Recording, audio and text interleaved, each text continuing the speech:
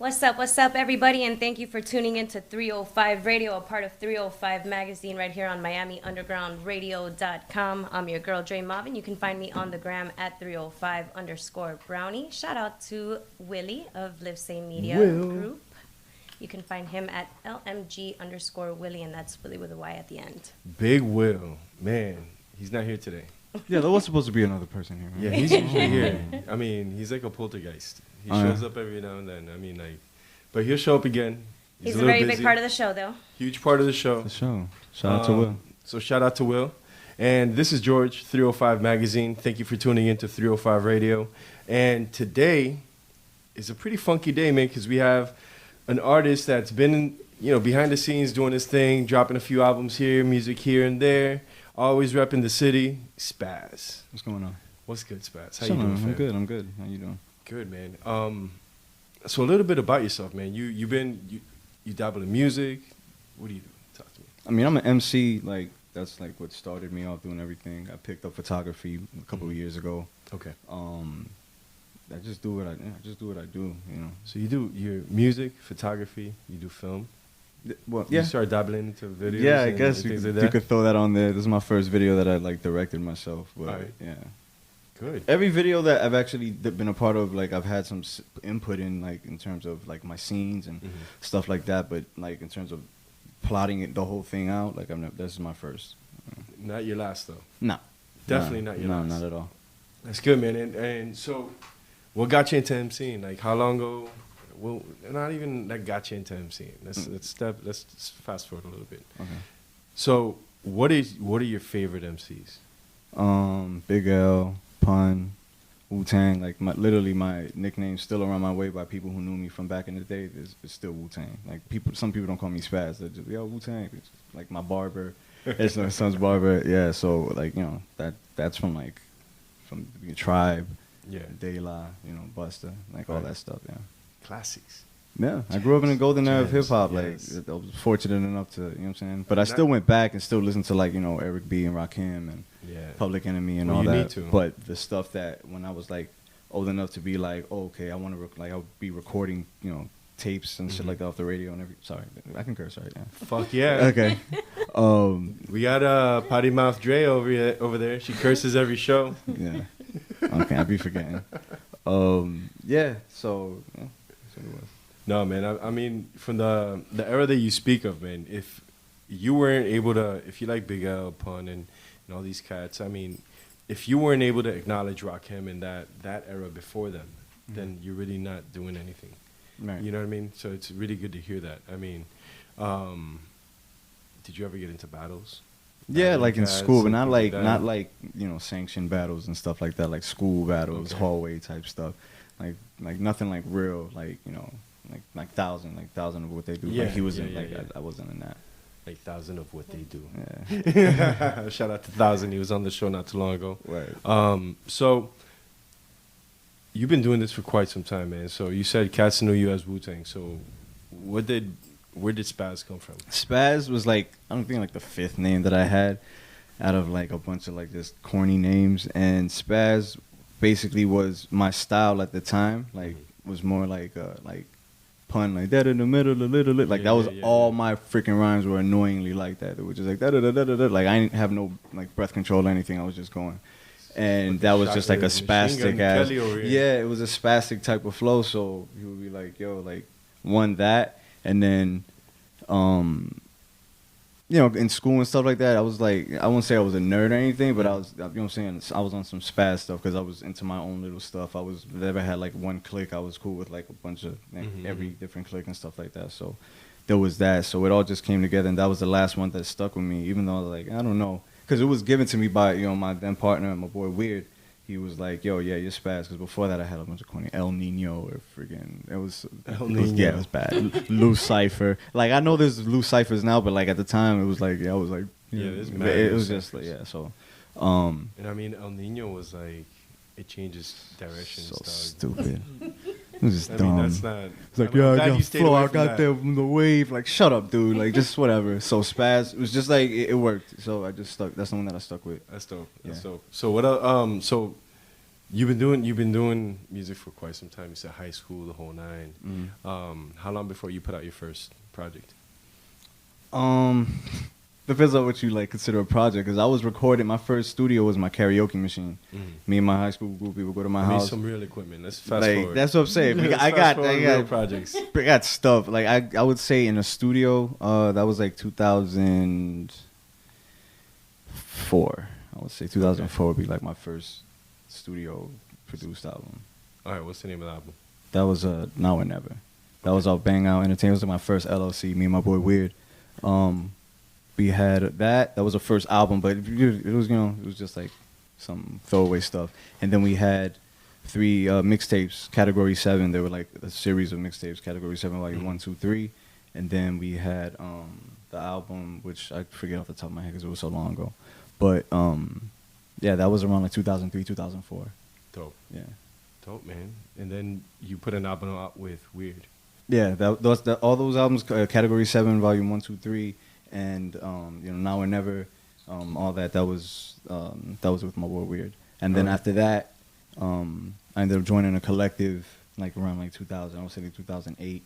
A collective of MCs, graffiti artists, b-boys. It's called the Organic Flow, and main artists are from here in Michigan, Grand Rapids. Okay. And yeah, like Choppy Blaze, which now is known as Monk Matthias. He did a couple of tracks off my Pieces, my first solo EP, which is in 2017. Okay. But before that, like we had a couple albums, compilation albums, and then I did a side project with one of the group members from Organic Flow, White Fang, and we did a album called Zolomon Grungy, which was like a straight underground boom bap type, like gritty album. Okay. And then after that was when I was like, I did my first solo. So I did all group stuff, and then around 2017 I did my first EP, my solo EP. So are you still with the same group? Now I'm with What They Do.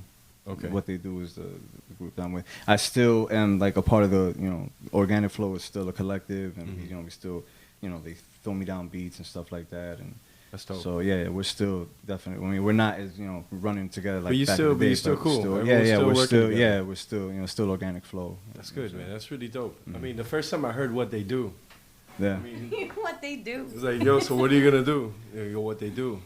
Funny enough, I didn't like that name because like in high school I never said that. I never said What They Do. I thought that was the dumbest shit ever. Like when I really did. And we still have like the group chat where they were like throwing out the names, and I was the only one like I just don't like that name because I never used that shit. Like people were like, yo, What They Do? I'm like, I don't know who the fuck they are to know what they're doing. So like I was a dick like that. So after it was 3 against 1, so I was like, all right, whatever, fucking What They Do. So now like What They Do is like a part of my vernacular now, which is funny enough. Yeah. I mean, I saw it on text and I was like, what you mean What They Do? I just asked you a question. What you mean? What you mean? What you mean? That's some Miami shit. It's that Miami shit. But whatever. And that's what the name. Like I got more used to it, and what it represents is we are Miami hip hop. We are the only ones out here doing like not the only ones. There's a certain few artists that are actually doing the type of music that What They Do are doing. So, but we are in essence Miami hip hop. So what they do is just that how Miami people say what up in the hood. It's a Miami thing, bro. You know what I'm saying? It's a Miami thing. Yeah. You know what I mean? And even though we're not like so much like you wouldn't. It's not like the Miami hood sound or whatever. We're more like we're hip hop. You know what I'm saying? We're but still at the end of the day we are Miami hip hop. So. And that's a good thing. At least you're holding on to a lot of the Miami culture that raised you. Yeah. A lot of references in our songs like we reference like Miami culture. Catch of the Day, Fish, Flanagan, Photograph like. That's some Miami shit, like you know what I'm saying, fact. And Flannies, you know what I'm saying. So you already kicking shit. So you wanna kick some rhymes? So right now, like nigga, right now. What's wrong with you? Yeah. God, I mean, if you wouldn't have started with that, I mean, Flanagan's Fresh Fish, Fly, whatever. But that wasn't even my. That's not even my. That's Orion. Shout out to Orion. That wasn't. I'm just saying. I was just giving an example of.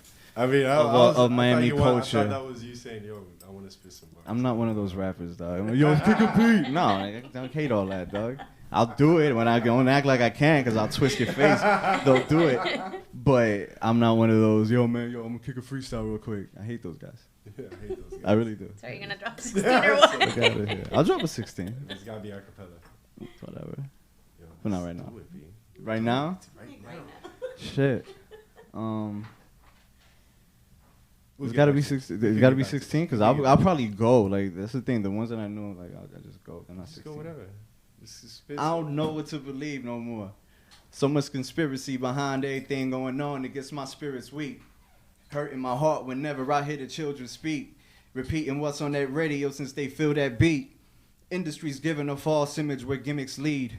Impressionable minds confined, some never freed. Bred to believe a certain image is the status quo. Love for the money's high, but self-respect is at a low. Putting it all out there, hoping to tap a show. They can't decipher reality from theatrical, so they take it in as it goes.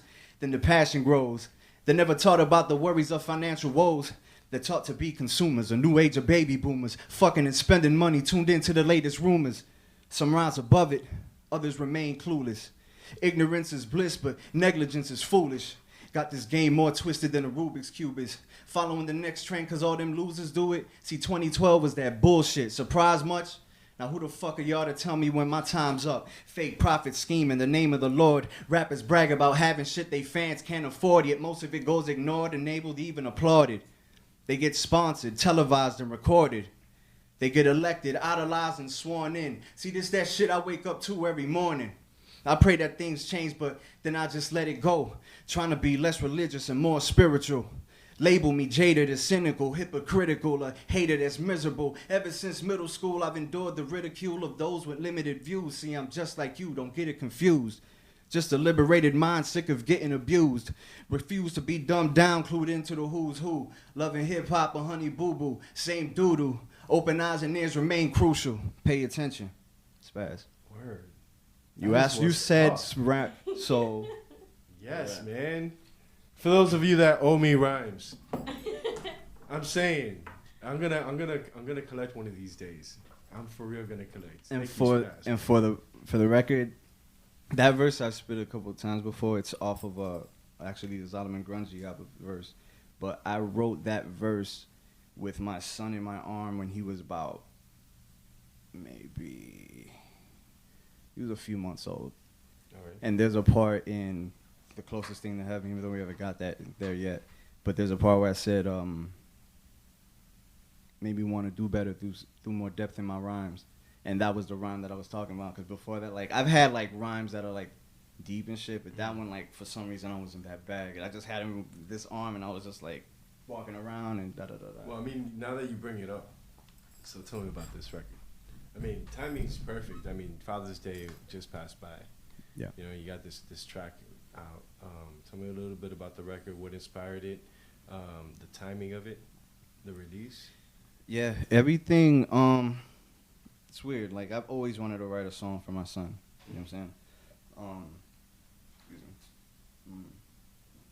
Last year, when I was finishing up the What They Do album, I was listening to some tracks that Draz, shout out to the homie Draz, he had sent the members just to, like, you know, if we wanted to get on or whatever.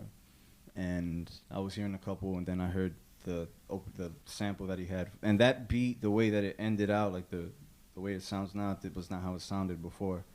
But that sample was there. Mm-hmm. And when the sample was what, like, kind of, like, inspired it, I was like, oh, damn. And I told him, like, no, I want that beat. That's going to be the song I write for my son. So I wrote the first verse, and then, like, I got scared.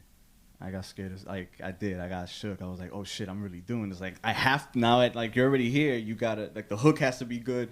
The fucking, everything has to be perfect. And I really got in my head about it.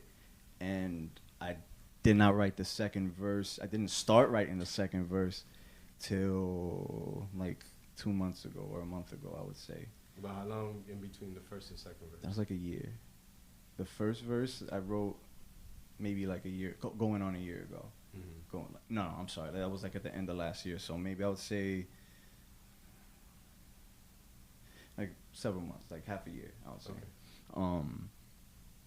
And I started writing to it again, but everything that I was writing in my head was like, this is not good enough. I had literally, I counted several pages of just scribbles, like me scribbling. Cause that's how I write. Like, that's one thing. Like, if anybody ever stole my rhyme book, if people even still use rhyme books, you couldn't read my stuff because I don't like half the stuff that I write. So everything's scribbled out, and one bar would be here, the connecting bar would be over here, and it's just crazy. So there was several pages of that, all connected everything.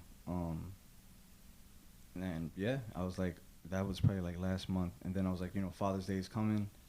I told myself I have to have this done by Father's Day. And I mean, I want it out. It was like a personal goal that I set for myself. I want it out. I want to represent present fathers. I want to represent my son.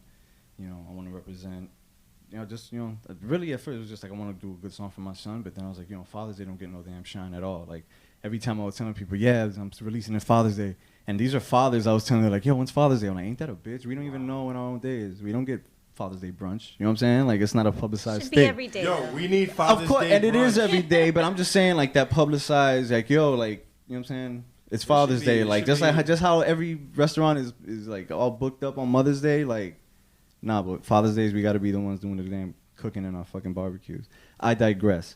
I'm just saying that I wanted to give some shine to good present fathers, not the deadbeats or whatever. So I said, let me launch this Father's Day. And it wasn't done. Nothing was done. Shout out to... I had angels around me, basically. Everybody who's been a part of this, from Dre to Draz to fucking Ed. Like, the video wasn't even done. Like, I was up with Ed till 3 a.m. on Saturday night through video chat and, like, finishing up the final version of the thing. You know what I'm saying? Like, everything that was going wrong could have. TuneCore, fuck TuneCore for the fucking record. And they gonna clear my shit today. I have to email them back now. Take my shit down. Fuck y'all. Like, TuneCore really fucked my whole shit up because I wanted the release to be, which it was. It wanted the release to be on Father's Day, and they totally like rejected my shit for some stupid stuff. I changed it, and almost a week they never replied to it. And then last minute, shout out to Draz for setting it up on fucking on DistroKid, and by the morning it was on Apple iTunes. I was like, all right, cool, like, you know what I'm saying? Like, and even though that wasn't like the determining factor, it was just the fact that I was, I want this to be perfect. I didn't want it just to have a SoundCloud release or whatever. No disrespect to SoundCloud releases, but I wanted it to be more than just just a track I'm putting it out. AKA disrespecting SoundCloud. I'm no disrespect to SoundCloud. A lot of people have gotten blown up on SoundCloud. I'm just saying I wanted to be the full package. I was just very in my head about it being like perfect. We get it. It's perfect. Like, it's perfect. SoundCloud's like for free shit. Like if you're gonna put stuff out to put it out, whatever. You have something that you actually want to push that's solid, that actually has some kind of substance as a piece of work. You would actually want it out on the platform, like iTunes or all these other places. You know what I'm saying? So I'm glad that you went that route. That's dope. Yeah. So I mean, I'm just glad everything worked out. Once again, like I said, I have angels around me. So like, it was real. I couldn't have done it by myself. So like, shout out to everybody who had a hand in it. Because the final product, I couldn't be, could be more proud of it. My son loves it, which was the biggest thing. Like before, like the first mix that we get, 6 going on 7 in November. Right. Yeah. So, and he asked for it. We in the car. He was like, put the song, and I'm like, what song? Plus the thing that happened, I know. Like he'll say it. I'm like, okay, fine. I'll put the song up. Does he know? Funny enough, when I spit the first verse for him, like the first time I wrote the first verse, like when I finished it, I would he was there, and I started rhyming it to him, and he started jumping up and down as if he knew that it was for him. You know what I mean? It was just the weirdest thing. And then every time I would do it, he would I even made like a video of him like actually jumping up and down, and cool. It hadn't even been like the hook wasn't even done or anything. It was just I wanted to see if he liked it, and I was like, all right, so. It's like he knows that song is for him. He knows. It's dope. Kids are so intuitive. Yeah. It's crazy. You have this project out. You're surrounded by the right people to make this project come to life. So where are you at with this project right now? Well, it's a solo release right now. We're just gonna find it. iTunes, Spotify, SoundCloud. Shout out to SoundCloud. Bandcamp. Y'all niggas get away. You know what I'm saying? On all like any digital platform. You can find it. Right, you know what I'm saying? And it's produced by the music video on YouTube. It's who produced it? Draz, a Citation Sound. Shout out to Draz. Smoke and Mirrors affiliate, long time producer doing his thing out here, Right. and he really he helped it, like he laid the foundation for this to be what it was. Like I said, the first version of the beat, he sent me the second version like the day before I went to go record it, and I was like, that's not the beat that I've been writing to for a year, Traz. What is this? Like, you know what I'm saying? And it was like I got the email late and I had just woken up and I was like, he listening to it, so I was like kind of like tight, like the hell, you know, man, whatever, man, I'm gonna go rhyme to this thing, da, da, da. But as I was writing, shout out to Rock Soul, I went to his studio, and it just became a vibe. Like the hook wasn't even that way until like we were there. I was like, it was just the closest thing to heaven I know, and that was it. And I'm like, I want to write something else, but I don't want to write nothing else. Like I got to find a way to make, because that's just like the gist of it, you know. And then I just, messing around with Rock, I just started doing what I don't normally do, which is like stacking and harmonizing and doing all this extra stuff. And he gave me like that's why I wanted to record it with him, because I have, me and Rock Soul go back, and there's a comfortability when it comes to rhyming with him. And for me, I just need to be comfortable. You know what I'm saying? I'm one of those dudes like, there's a lot of people, I could rhyme, I could just jump in any studio. That's good for you. But guess what? For me to do my best, I need to be comfortable. Like, I don't like being in studios that got mad people coming in and out, which is whatever. That's cool. I could hold my own. But for this, I was like, this has to be done right. I got to be in the right mood. I got to be chilling. And shout out to Rock Soul for, like, providing that kind of environment. His dogs and his cats, you know what I'm saying? It was a chill, it was cool. And everything that happened with the hook, the bridge. Yeah, man, he really helped me out with that. Another, Angel, him and Christy, you know what I'm saying? She got there at the end and gave her input. It was just cool. It's cool having, like, good people around you, especially in situations like this. Yeah. You know what I'm saying? Because ain't no way I was going to be able to, like... I mean, Rock Soul, we like, those guys are impressive. Yeah. These are great, dope artists that I have the privilege of being able to say these are my friends. You know what I'm saying? Absolutely. That's one of the most. That's the greatest thing I could. That's Rock's hat, though. That's the Rock's hat. Right? Of course, it's a Rock hat. There's only. I never wore hats. I'm like, I just don't look good in hats. I never wore hats until Rock. He made a hat like this in the beginning when he started making hats, and I was like, well, I gotta wear it. I mean, he hooked it up. You know what I'm saying? And then after a while, he made the second Dark Matter hat, which is the hat I have on the Pieces album, and I rock that. I still rock that to this day. And then this one, he just hit me off with like a couple months ago. Yeah, this is the only hats that I really rock. Dope, yeah. Rock is really dope. Rock, you hear this? Get me a hat, damn it. Well, I paid for this hat. No, for sure, for sure. But the first one was an installment. Like, hey, check this out. Like, all right, I'll rock this one. I've seen him rock. Like, look at people and be like, what do you want? And that's what I want him to. Yeah, that's it. I asked. How Rock asked me. He did my son's first hat. Damn it. Like, unfortunately, my son, like, he tore that hat up. But he had my son's first hat, which I have did a whole photo shoot with.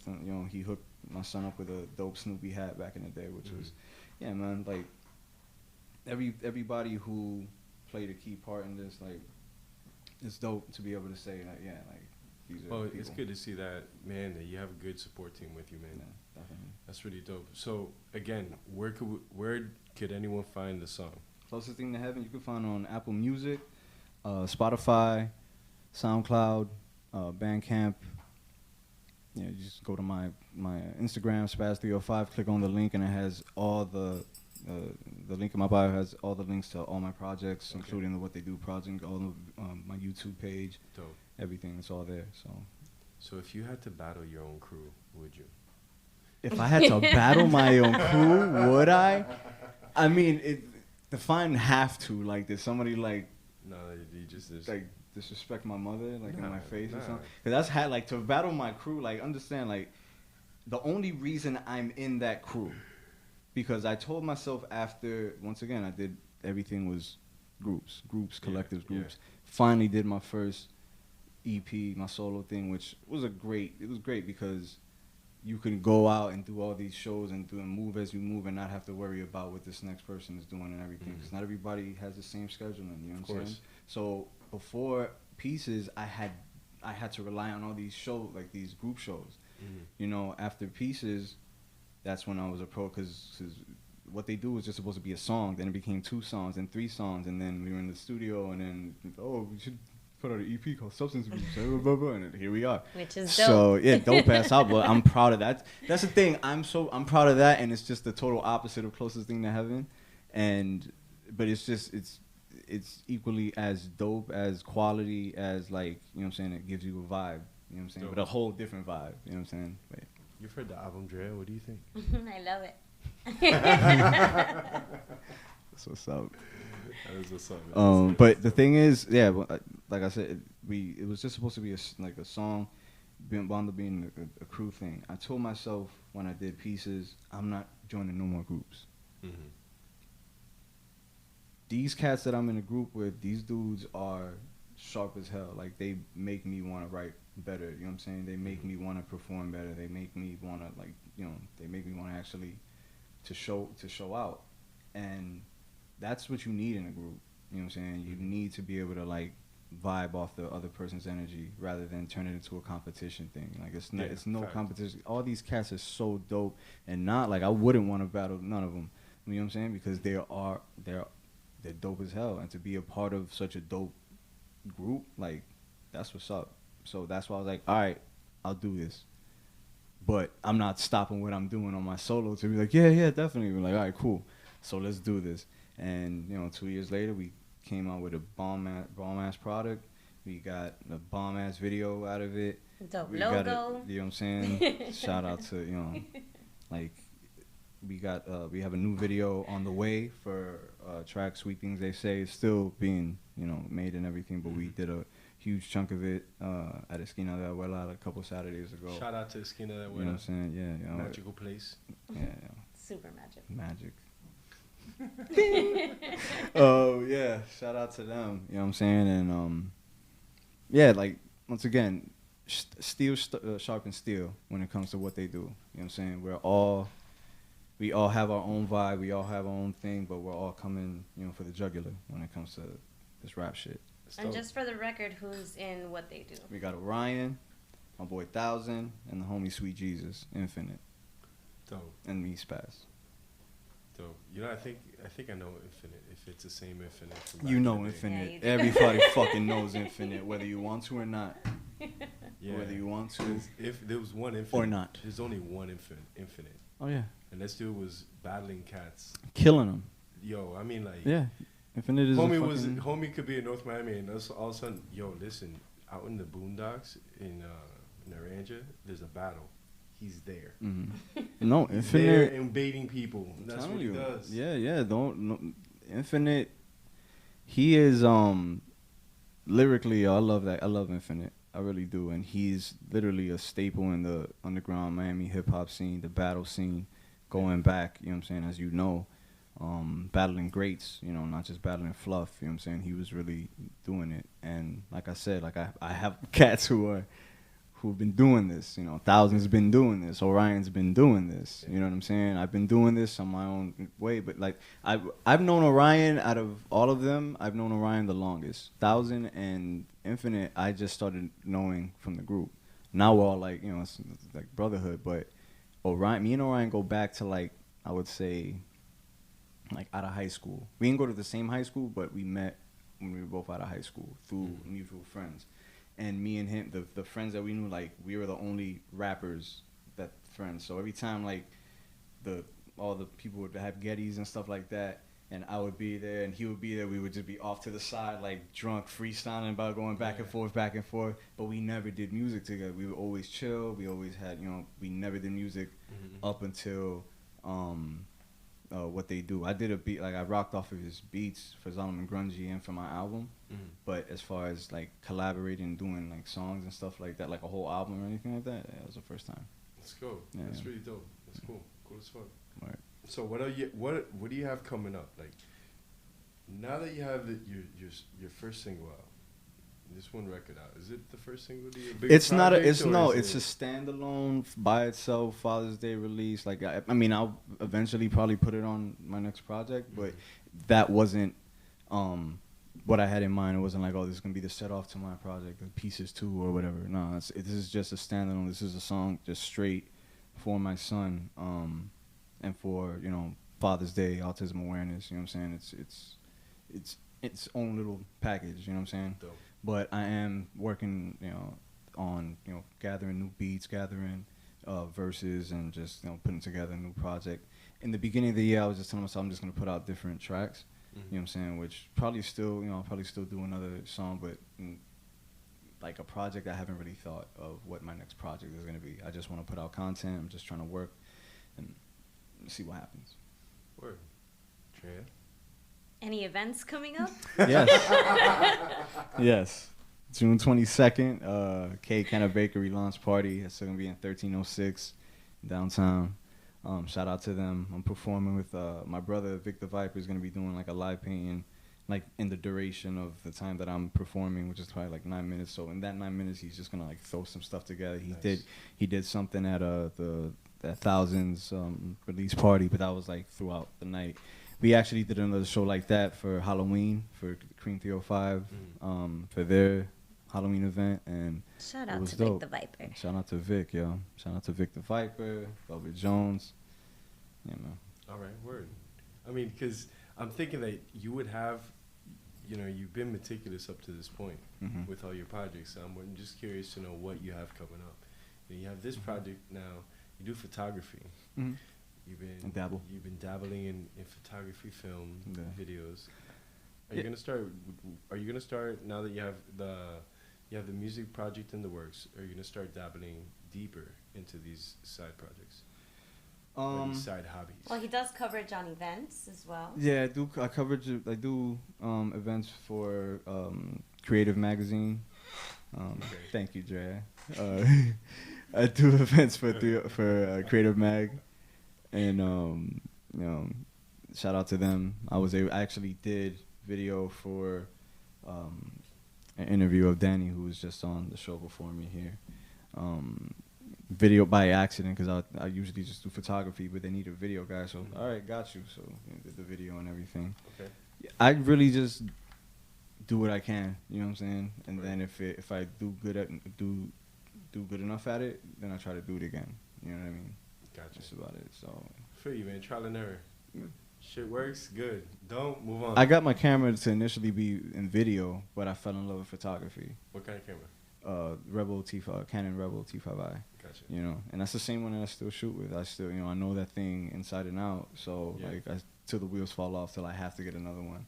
But you know what I'm saying? I mean, it started as a way to just do my own videos, and which I have the capability of doing. I want to start doing that too, but something happened with photography. I just really got into it. Like, it was therapeutic.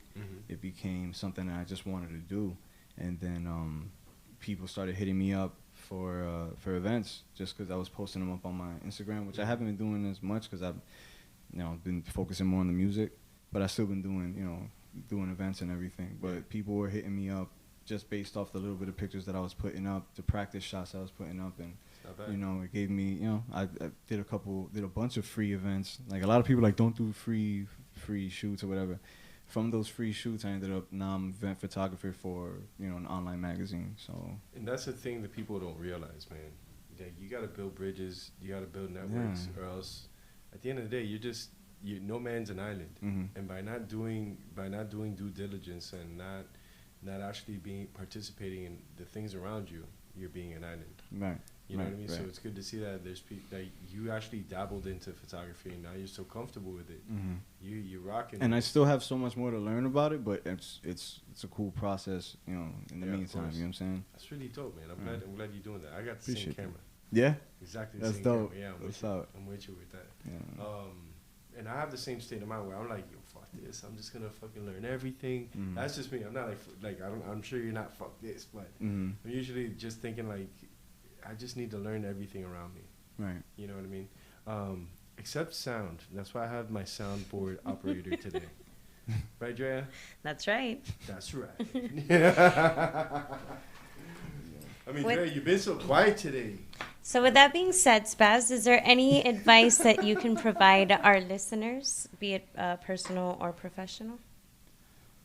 I mean, I'm the wrong person to come to advice to, but if I could, I don't know, based on experience, that's vague. Like, personal, I don't know, breathe. Well, it could be advice that they've given you. Breathe, y'all. When you have an stay in the present. Stay in the present moment by breathing. If you're breathing, there's no way you cannot be in the present moment. I just read that the other day. So if you stop breathing, you're not in the present. You gotta just keep breathing. If you're not focusing on your breathing. Focus on your breathing. If you're focused on your breathing, then you're in the present moment. Nothing could take you out of it, but I've been taken out. Yeah, I don't know. I mean, I don't know. Keep trucking, y'all. Like I'm learning as I go. I really don't. I'm not an expert on anything. I've been doing stuff for as long as I have, but there's still so much for me to learn in terms like in parenting, writing. Like there's still always room for improvement. So I guess just keep working. So something a little bit easier because this is being recorded and it will be uploaded to all of our platforms soon. Are there any words that you would like to say to Pharaoh and possibly have him hear this in the future? Oh man, don't do that. All right, just to clarify. So say the name of your son? Say it again. Is that your son? Pharaoh. Yeah. Pharaoh. Okay, so let's start there because no one knows who Pharaoh is. Pharaoh. So for right now, so what if Pharaoh hears this? What did I miss? Who is Pharaoh? Pharaoh, and is it a problem? No, Pharaoh's my son, the inspiration behind Closest Thing to Heaven. Okay. You know, oh man. I said, you know, everything that I said on the track is all from the heart, but it's only like a percentage of what it is that I truly feel. You know, I don't know if there's one song that I could honestly put everything out for what I feel for him, because there's so much. You know what I mean? You're a parent, I would hope so. Yeah, yo. I mean, I worked in the foster system for several years, and this was before I was a kid, before I was a parent. And I don't know, something about that, just seeing that day in and day out, seeing parents who have beautiful children, smart children, talented children, and they just allow bullshit to be their world rather than their children. You know what I'm saying? They come into these 1-hour visits and pop all this shit, but they're cool. I see them leave. I see them, you know what I'm saying? I would really look at that, and not on some like, I'm gonna kill these people type shit, but I would just watch them like on some psychology shit, like how do you live like that? And I wasn't even a parent yet. I've always just worked with kids. I worked in the YMCA as a counselor when I was like fresh out of high school. When I was a kid, I worked, you know, my father, we owned a karate school, and I taught the kids classes while being, you know, because I was just the highest ranking kid. You know what I'm saying? I was in it since I was 3. I worked with kids as I was a kid and as I was an adult. And one thing I've learned is that none of these kids ask for any of this. They don't ask for, you know, to be brought into this world. They don't ask for, you know, any afflictions. They don't ask for none of that shit. So the most that we could do, you know what I'm saying, as parents is to try our hardest to protect them, to make them, you know, the priority rather than the bullshit. I understand, you know what I'm saying, let's say you didn't live your life and then you had a kid and, you know what I'm saying, like, nobody's telling you to die, but put your kid first before the bullshit, you know, because there's too much of that. I've watched it firsthand. You know? That's crazy, and I'm glad that you said that because just this witness, you know, parents just happily drop, you know, only have an hour visitation and just be out and be out like it's all great. It's all good. Yeah, See you next week. See you next time. And then I'm the one driving them, and then having conversations with them and hearing, you know, what they really feel. Like I saw a 5-year-old kid like this saying, one day when I get old, I'm gonna kill my daddy, because he witnessed his father beat his mom and then threatened to kill his mom and him and the rest of the 5 kids that they had. That's the stuff that I saw every day. You know what I'm saying? And once again, I wasn't a father, and people are like, oh, you don't know what being a parent is. Like, I know it's true, but damn it if I can't sympathize, and damn it if I can't sit there and be like, I know for sure if I have a kid, I'm not gonna do that shit. And that was, you know, I saw a lot of that. So the main thing I should make ever since he was, you know, he was in his mom's stomach, dead ass, like that was, you know, what I'm trying to like keep saying for, what I'm trying to like work for, you know what I mean? Not to do the whole like cliche like, oh, my kids everything, but my kids fucking everything, you know what I'm saying? It's just what it is. So parents, put your kids first. They ain't asked for this, yo. None of these kids asked for this, especially like in the autism spectrum. It's frustrating. It's overwhelming. Why would you say that? Because I can only speak for myself, and I know there's different levels, but when communication is you can't really fully communicate, and you see the frustration in your child. It's not that they can't talk. It's not, you know what I'm saying? It's just they can't really describe in words what they're feeling in that moment. That's heartbreaking. You know what I'm saying? And like to not be able to do anything, you feel powerless, and then you go through emotions. You kind of get mad, like, oh my God, what do you want? You know, and then it's a whole thing. It's hard. It's, you know what I'm saying? It really is. But it's rewarding as hell, the love that these kids have, the intelligence that these kids have. Mm-hmm. You know, a lot of people want to look at it as like, oh, like you know, like one thing I hate hearing is, the cure for autism. What the fuck are you talking about? What cure? It's not, you know what I'm saying? It's not like a disease or anything. Like it's intervention, it's therapy, it's work to help these kids actually be able to, you know, to do this. It's speech therapy, it's OT therapy, it's ABA therapy. It's doing all these things that take away time from the bullshit. Yeah. But they ain't asked for none of this shit. You know what I'm saying? So that's my biggest thing. If you're a parent and, you know what I'm saying, just put your kid first. I'm not saying you're dead or anything. You know what I'm saying? Just put your child first. Make sure your child's taken care of. Fact. Straight up. I agree with you 100% with that, bro. Fucking hate dumbass people. And worse when they have kids. Mm-hmm. Because if you can't take care of yourself, how are you going to take care of another human being? Straight up. You need empathy in this life. Mm-hmm. Moving on to other things. What? On to other things. Cause I just don't want this to take such a You asked the question. No, Dre asked the question. You know what I'm saying? Drea. I'm trying to wrap it up. And I just went on. Go ahead. Let's do this. I already rapped, so we're good. I rapped. Oh, man. She's trying to get gave my verse. Shout-outs. She's trying to get another verse out of you. She's trying to wrap it up. That's what it's You trying to wrap it up? I'm trying to wrap it up. Oh, because we Do started you have any already. shout-outs you want to give before we... Shout out Draz, produced the beat. Shout out Ed, edited the video. Shout out to Dre for, you know, being so fucking awesome and helping out with this project and putting in, you know what I'm saying? Thank you, Rock Soul. Thank you, Juan from Speak. Thank you, Rob and Speak Fridays. Who else? I don't want to miss anybody. Thank you, everybody whose shirts I was rocking. Thank you to my uncle up in Brooklyn, SST3 Studios. Thank you to D. Wyven for his Still Dreaming shirt. Thank you to my boy Red for his Support Your Local Hustlers shirt. You know what I'm saying? Shout out my son. I love you, man. You better be sleeping, because if I get home and you're jumping on my bed, bow, bow. I swear to God, dude. No, earlier, dead ass, like my head still hurts. Like I'm kind of out of it, because I found out today how hard of a head my son really has. I know he was hard-headed just like his dad, but I found out how hard his head is. He has a thing with jumping. He likes to jump, and I tell him no matter how many times, yo, stop, and he'll see me go over here, and then he'll just go jump. So I'm on the bed looking at a text, and then all I just saw stars. I just felt the boom, and it was him jumping off my dresser backwards, his back of his head hitting back of my head. Super that hurt right now. Yeah, no, he did it, and yeah, shout out to my son and his hard ass head. That ass. Future WWE heavyweight champion of the world. Yo, that ass. Well, I mean, I guess for what it's worth, man, I gotta say that, you know, shit, man. We should, you know, it's tough to get together with artists, local artists, more so that are so involved with so much more than just, I do this because I'm a badass. You know what I'm saying? Mm-hmm. Like they just focus on one thing, which is getting to the, you know, becoming pop is one goal, and you can't be hated for that. Mm-hmm. But the fact that, you know, you focus on your son, you do the track for your son.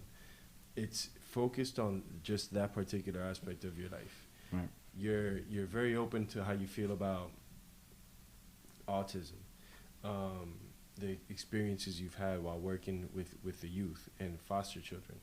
That's so much more than I would have ever expected. You know what I mean? So I got to commend you on doing those things. And I hope that, you know, your next project is definitely not your last project. You keep putting these joints out. And for those of you that are listening, pick up go download, listen to, you to could Spotify, find listen pieces to the whole on shebang. What they everything. do, it's a Miami type of slang that they use here.